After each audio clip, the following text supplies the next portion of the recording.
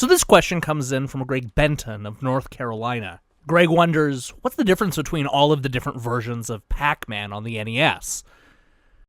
By my count, there are actually 3 different versions of Pac-Man on the NES. You have the original licensed version by Tengen, which came out in 1988 and was one of 3 games that Tengen got past Nintendo with an official seal of quality.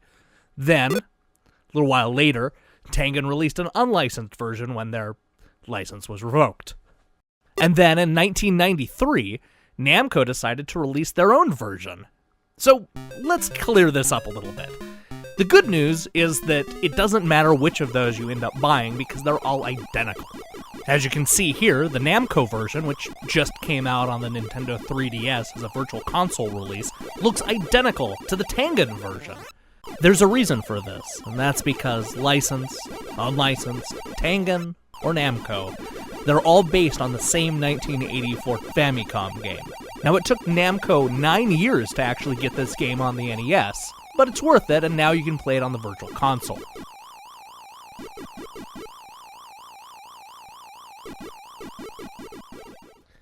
Since we're already talking about Pac-Man on the Virtual Console, let me take a moment to remind you that you should never, under no circumstances, buy the Game Boy version of Pac-Man.